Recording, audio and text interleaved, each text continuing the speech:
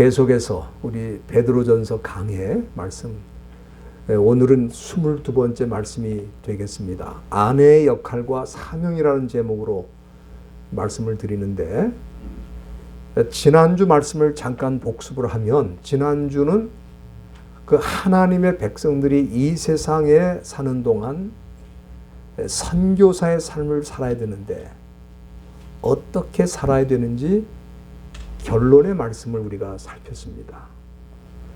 진정한 하나님의 백성이라면 모두가 선교사로 하나님의 부르심을 받은 것입니다. 그리고 선교사는 선한 일과 의로운 일을 하지만 사람들은 오히려 그를 핍박하고 결과적으로 예상치 못한 고난을 당하게 될 때가 많다고 말씀했습니다. 우리가 이 세상에서 원치 않는 이런 고난을 당할 때 베드로는 선교사의 모범이라고 할 수 있는 예수님이 어떻게 하셨는지에 대해서 말씀을 하면서 선교사의 삶에 대한 결론의 말씀을 주신 것입니다. 22절 말씀에 보면은 2장 22절이죠. 2장 22절에 보면은 우리 예수님은 죄를 범치 아니하시고 그 입에 괴사도 없었고, 더 나아가서 욕을 받으셨지만 욕하지 않고 고난을 받으셨지만 위협하지 않으셨다고 말씀했습니다. 우리 예수님께서 이 모든 일을 이렇게 하신 것은 공의로우신 하나님께 모든 것을 부탁하셨기 때문이다. 그렇게 사도 베드로는 우리에게 전해주고 있습니다. 우리가 이웃이나 또 주변 사람들에게 좋은 일을 하는데도 불구하고 우리를 괴롭히고 또 우리를 악으로 대하는 자가 있을 때 우리는 그 사람을 대상으로 우리도 원수를 갖고 악을 행하기보다는 하나님 손에 맡겨라. 왜냐하면은 우리가 원수를 갖는 것보다 하나님이 하시면 더 확실하게 하실 수가 있어요. 우리 예수님도 그렇게 하셨기 때문에 우리도 예수님의 뒤를 따라서 이 시대의 선교사로 산다면은 사도 바울이 얘기한 대로 내 사랑하는 자들아, 너희가 친히 원수를 갚지 말고 진노하심에 맡기라. 원수 갚는 것이 내게 있으니 내가 갚으리라. 우리 하나님께서 말씀하셨는데 그 능하신 손에 우리의 억울한 일도 괴로운 일도 다 맡기시기를 간절히 부탁을 드립니다. 두 번째는 우리 예수님은 그런 원수를 위해서까지, 자기를 핍박하는 자들을 위해서까지 십자가에 당신의 몸을 들이심으로 그들을 모두 구원할 수 있는 길로 인도하셨다는 것을 사도 베드로는 말하고 있습니다. 이것이 예수님의 십자가가 바로 선교의 클라이맥스, 절정이라고 저는 할 수 있다고 봅니다. 우리는 예수님의 제자로서 예수님과 같은 십자가를 질 수는 없습니다.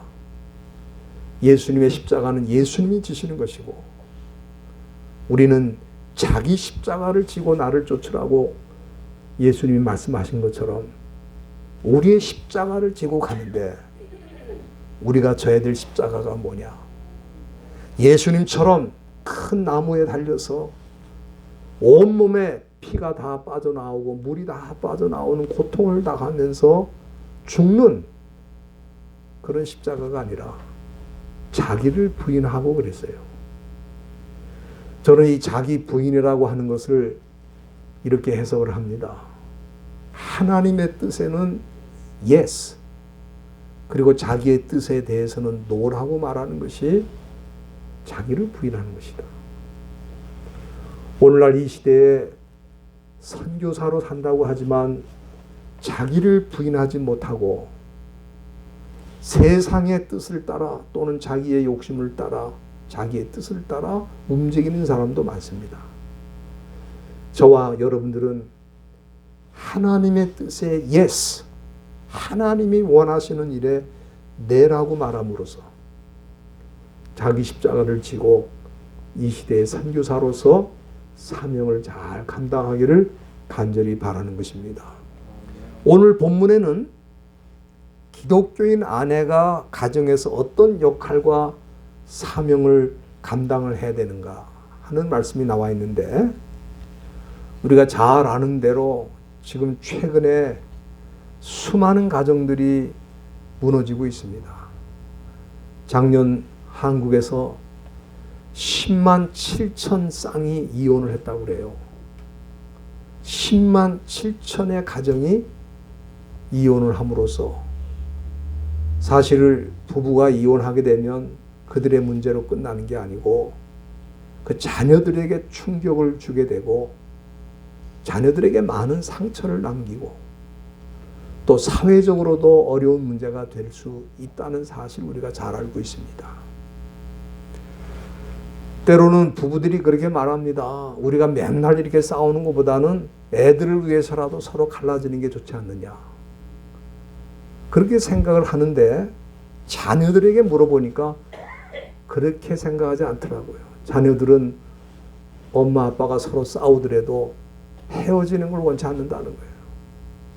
그런데 많은 가정들이 그렇게 헤어짐으로써 자녀들에게 일생 동안 아픔을 남겨주는 일이 많이 일어나고 있습니다. 가정이 하나님이 기뻐하시는 그런 공동체가 되려면은 성경은 아내는 아내의 역할을 잘 해야 되고 남편은 남편의 역할을 잘 해야 된다고 보는데, 종종 아내나 남편이 그 어떤 역할을 해야 되느냐에 대해서 기독교인들도 세상 사람들이 생각하는 방식으로 살아갈 때가 많아요. 그러나 우리가 그리스도인이라면은 성경이 아내와 남편의 역할과 사명에 대해서 어떻게 말하는지를 우선 살펴야 된다고 생각합니다.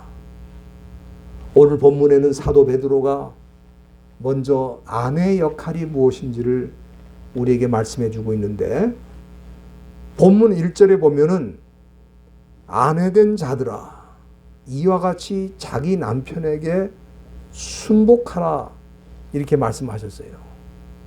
이것이 성경이 보여주는 아내의 역할입니다.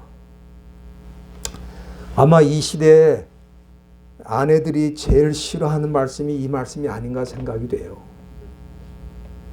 많은 사람들이 요즘 같은 시대에 남편에게 순복하라고 하는 것은 이건 out of date, 예? 시대에 뒤떨어진 말씀이 아닌가, 그런 생각을 많이 하고 있습니다. 그러나 이건 하나님의 말씀입니다. 하나님의 뜻입니다. 우리가 이 순복하다라는 이 단어에 대해서 그 의미를 좀 생각을 해야 되는데, 헬라 말로는 후포타스라고 그래요. 후포타스. 이 후포타스라는 건 뭐냐? 후포라는 거는 under, 어디 아래라는 말입니다. 그리고 이 타소라는 말은 헬라 말에서는 arrange, 이렇게 정리하다, 지정하다, 그런 뜻이 있습니다. 그렇기 때문에 이 말의 뜻은 뭐냐 하면은 아내가 남편의 권위 아래 있도록 하나님께서 arrange, 정한 것이라는 그런 의미가 이 속에 있는 것입니다. 그래서 에베소 5장 22절에도 보면은 사도 바울은 아내들에게 말씀하기를 자기 남편에게 복종하기를 주께 하듯 하라, 그렇게 말씀하시고, 그 이유가 뭐냐? 그 이유는 그리스도께서 교회의 머리가 되신 것 같이 남편은 아내의 머리가 되기 때문이다. 그것이 하나님이 정한 창조의 질서다. 그렇게 말씀을 하고 있습니다. 가끔 남편이 아내의 머리라면 아내는 남편에게 뭐냐? 그렇게 물어보면서 아마도 아내는 남편의 목이라 그렇게 생각합니다. 왜? 머리를 흔드는 게 목 아닙니까? 예? 그렇게 말하는 사람들도 있어요. 예. 남편이 아내의 머리면 아내는 남편의 목이다. 머리를 흔드니까. 여러분들 이 순복하다, 이 복종하다 이런 헬라 이 말이 한국말로는 좀 차이가 있어 보이는데 헬라 말로는 다 같이 후포타스라는 단어입니다. 많은 사람들이 이 순복하다, 복종하다 이 말을 들을 때 부정적으로 생각을 해요. 그런데 제가 예를 들어 설명을 드리겠습니다. 여러분들이 운전할 때 신호등이 있지 않습니까? 신호등이 빨간불이 켜졌는데 내가 왜 저 신호등이 빨간불이 켜졌다고 서야 될 이유가 어디 있느냐? 나는 기계에 복종 안 한다. 그리고 빨간불인데도 그냥 가면 어떻게 되는 겁니까? 결과적으로 자기도 죽고 다른 사람도 죽이는 결과를 가져온다 이 말이에요. 그래서 이 신호등에 복종하는 것은 자기도 살고 다른 사람도 살리는 결과가 되는 것입니다. 저는 신호등 걸리면 때로 불평할 때도 있지만 때로는 좋아할 때도 있어요. 왜냐하면 신호등 걸릴 때 커피 한 모금 마실 수 있는 여유가 생기더라고요. 예? 그러니까 신호등이 있으므로 우리는 때로 자유를 누리는 거예요. 우리가 예수님께 복종하면 복종할수록 사실은 우리가 자유를 누리고 생명을 누리게 되는 것입니다. 가정에서 남편이 비록 모자란 점이 있고 부족한 점이 있어도 아내가 그 권위를 인정하면 자신이 자유를 누리고 가정이 사는 결과가 있게 되는 것입니다. 여러분들 오늘 사도 베드로가 굉장히 중요한 말씀을 하고 있어요. 뭐냐 하면은 아내가 이렇게 가정에서 남편에게 순복할 때 혹시 그 남편이 불신자라면 어떤 일이 일어나는가? 사도 베드로는 선교의 기회를 얻게 된다 그랬어요. 본문 1절 중간에 보면은 도를 순종치 않는다는 말이 나와요. 이거는 불신자 남편을 뜻하는 거죠. 옛날에 로마 시대 부인이 먼저 믿고 예수는 잘 열심으로 섬기는데 남편은 그렇지 않은 경우가 많이 있었어요. 그런데 남편에게 말로 예수 믿으라 그러면은 끄떡도 안 하는데 남편에게 순종하면서 선을 행하면서 남편을 잘 대해줄 때 그 아내의 선한 행동을 보고 감동을 받아서 예수를 믿게 되는 일이 많이 있다는 거예요. 어느 여집사님이 금요일날 철야기도에 가는데 남편이 부인에게 그러는 것입니다. 교회 가는 것도 좋은데 내 바지가 이렇게 찢어졌는데 이거나 좀 꼬매주고 가면 좋겠다. 남편이 부인에게 부탁을 하니까 그 부인이 뭐라 그러냐면 사탄아 물러가라 그랬다는 거예요. 지금 내가 교회 가야 되는데 바지 꼬매달라고 말이야. 그러면은 그 남편이 예수를 믿겠습니까? 한번 생각을 해보세요. 자기한테 사탄이라고 그러는데 그 남편이 마음의 상처를 크게 받을 것입니다. 그렇기 때문에 불신 가정에 시집 온 아내는 사실은 하나님이 그 가정의 선교사로 보낸 겁니다.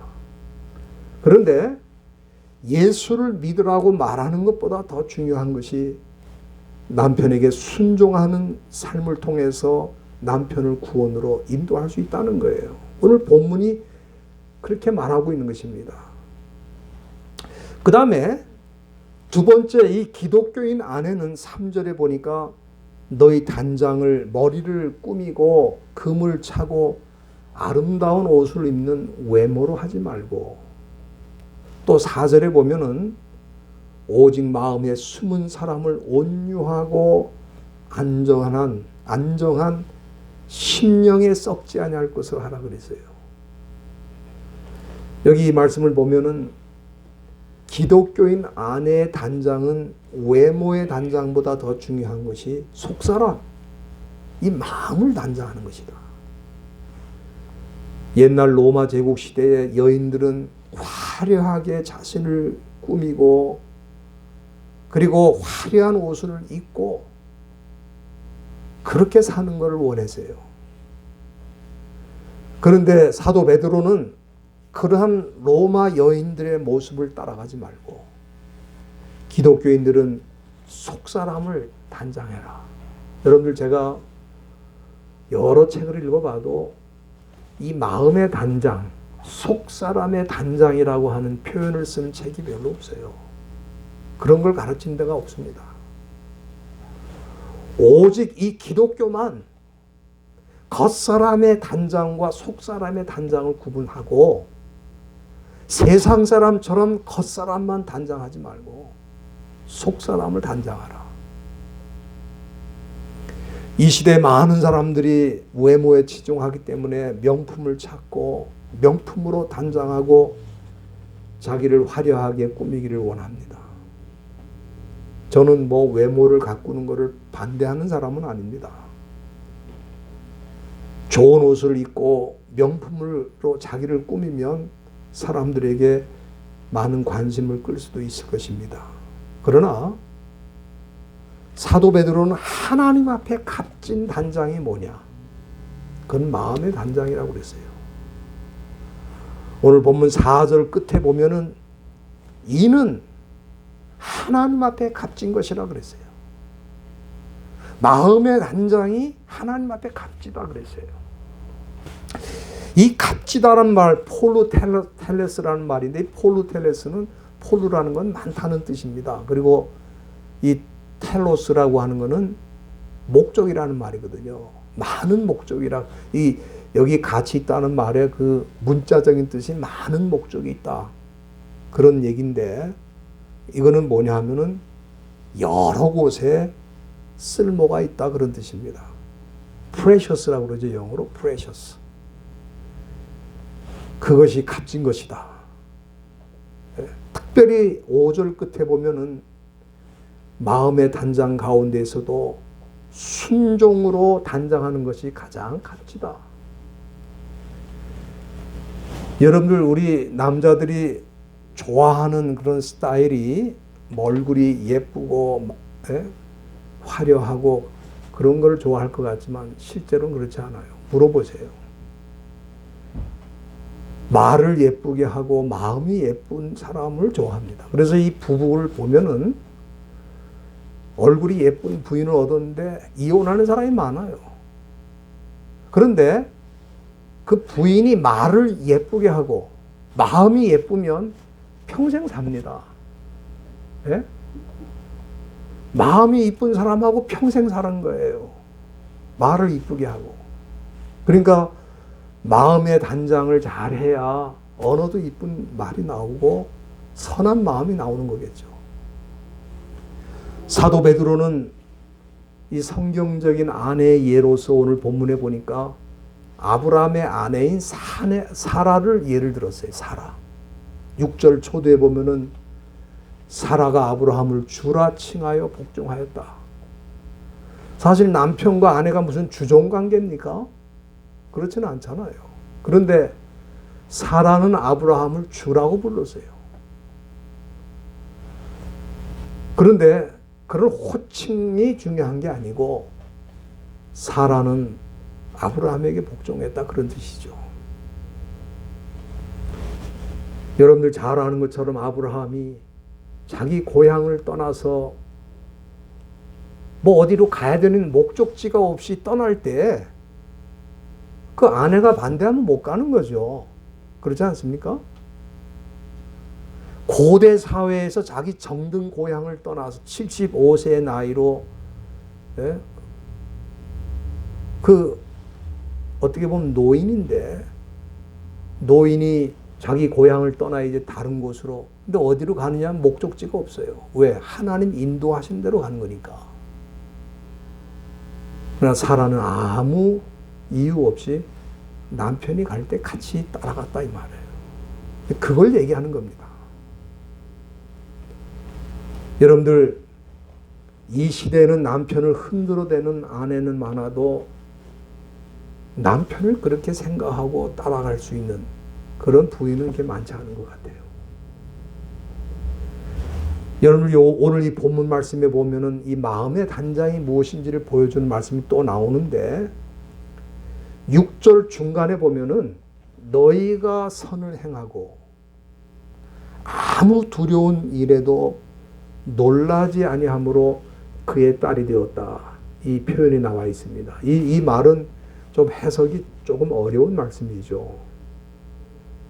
여기 그의 딸이라고 하는 말이 나오는데, 원문에는 딸이라는 말이 아니고 테크난, 이 테크난이라는 것은 자녀를 뜻하는 거예요. 자녀. 그러니까 그의 딸이 아니고 그의 자녀라는 말입니다. 원문에는. 다시 말하면 사라의 후손을 뜻하는 거예요. 우리가 성경에 보면은 아브라함의 후손이라는 표현은 많이 있어도 사라의 후손이라는 말은 거의 없죠. 그런데 오늘 이 본문의 사도 베드로는 사라의 후손이 된다는 말을 쓰고 있어요. 그건 뭐냐 하면은 남편을 이렇게 복종하고 선을 행함으로 잘 대해주는 그런 아내들은 사라의 후손이라 이 말이에요. 사라의 뒤를 따르는 사람들이다. 그런 얘기입니다. 여러분들 주 1세기 기독교인으로 산다는 것은 아주 힘든 일이었습니다. 지금도 기독교인으로 사는 게 그렇게 쉽지는 않은데, 로마 제국 시대에 기독교를 탄압하고 핍박하는 시대에 기독교인으로 산다는 것은 너무 어려운 일이 많습니다. 그것도 믿지 않는 가정에 들어가서 믿는 사람으로 산다는 것은 정말 어려운 일이었습니다. 그런 경우에도 사도 베드로는 두려워하거나 놀라지 말라는 거예요. 침착한 마음으로 순종하면 결과적으로 남편을 주님께로 인도하는 일이 일어난다는 거예요. 여러분, 우리 한국에도 초기 기독교 역사를 보면은 불교나 유교 믿는 집안에서 어머니가, 아내가 예수를 처음 믿는 일들이 많았습니다. 아마 여기 계신 분들도 그런 분들이 있을 겁니다. 아무도 예수를 믿지 않는데 집안에서 그 어머니가 처음으로 예수를 믿는데 얼마나 핍박과 시련이 많습니까? 그런데도 끝까지 기도하면서 믿음으로 나가면 나중에 결과를 보면 어떻게 됩니까? 그 어머니 때문에 모든 가족이 예수를 믿는 경우가 우리 한국교회에 너무너무 많습니다. 우리가 집안이 예수를 믿는 분들은 그런 상황을 잘 모르지만은 사실 우리 한국 기독교인들 가운데 어머니가, 아내가 예수를 믿기 시작하면서 남편도 예수를 믿고 자녀들도 그렇고 부모들도 그렇고 다 예수를 믿는 그런 일들이 한국 교회는 참 많이 있었습니다. 로마 제국 시대에도 그 한 여인이 예수를 믿음으로 온 집안이 예수를 믿는 일들이 많이 있었어요. 여러분들 예수를 믿다 보면은 뜻하지 않는 핍박과 고난을 당할 때도 있습니다. 그러나 그런 두려운 일을 당해도 아내들이 침착하게 믿음으로 선을 행함으로 끝까지 인내하면서 잘 가정을 돌보면 결과적으로 그 가정의 위기를 극복하고 예수를 믿는 일들이 너무 많은 거예요. 우리가 잘 아는 그 프랑스의 소설가 빅토르 위고라는 사람 여러분들 잘 아실 겁니다. 이 빅토르 위고가 그런 얘기를 했어요. 여자는 약하다. 그러나 어머니는 강하다. 그게 사실인 것 같습니다. 여자로서는 약하지만 어머니로서는 너무 강한 거예요. 1863년에 눈보라가 심하게 몰아치는 영국의 사우스 웨일즈의 한 지방의 그 한 언덕에서 갓난아이를 안고 지나가던 한 여인이 그 눈보라 속에 얼어 죽게 되었습니다.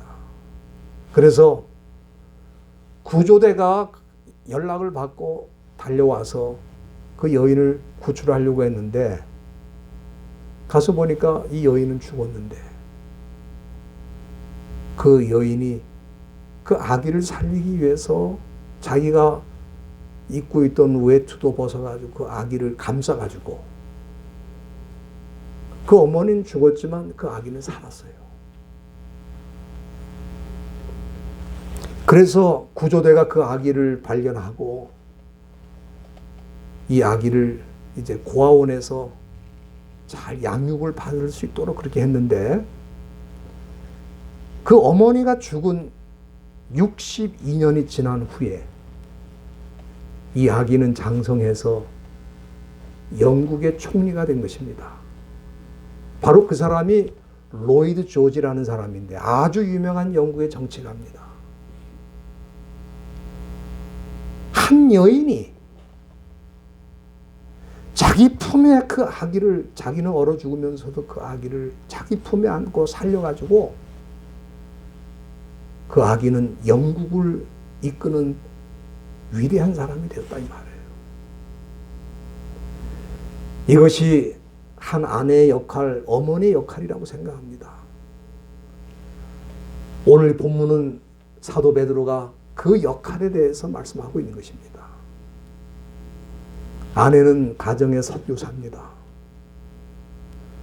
이 아내가 선교사로서 자기 역할을 잘 감당하려고 하면은 무슨 일이 있든지 우선 자기 남편에게 순복을 해야 되고, 둘째는 외모로 단장하지 말고 속사람 마음을 잘 단장함으로 가정이 어려운 때, 힘들 때, 위기를 당한 때에도 침착하게 행하고, 결과적으로 하나님께서 그 아내를 통해 그 가정을 세우실 수 있도록 그 역할을 해야 된다. 올해 2022년 우리가 새해를 맞이했는데 금년에도 우리가 사는 이 삶의 현장이 녹록하지 않을 것입니다. 어려운 일이 많을 것 같아요. 가정적으로도 힘든 일이 있을 것 같아요. 그러나 이런 어려운 일이 닥쳐도 우리 교회에 속한 우리 아내들은 담대한 모습으로 마음의 단장을 하면서 이 모든 어려움을 잘 헤쳐나가면 하나님이 그 어머니를 통해서, 그 아내를 통해서 놀라운 역사를 이루신다. 저는 그렇게 믿습니다. 네? 이거는 교회 역사가 보여주는 것입니다.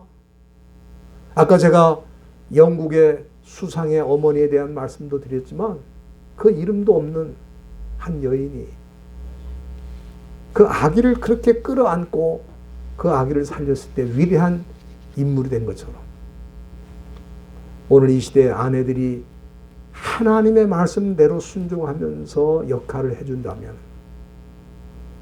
우리 하나님이 귀하게 쓰시고 그들을 통해 놀라운 역사를 이루어 주실 줄로 믿습니다.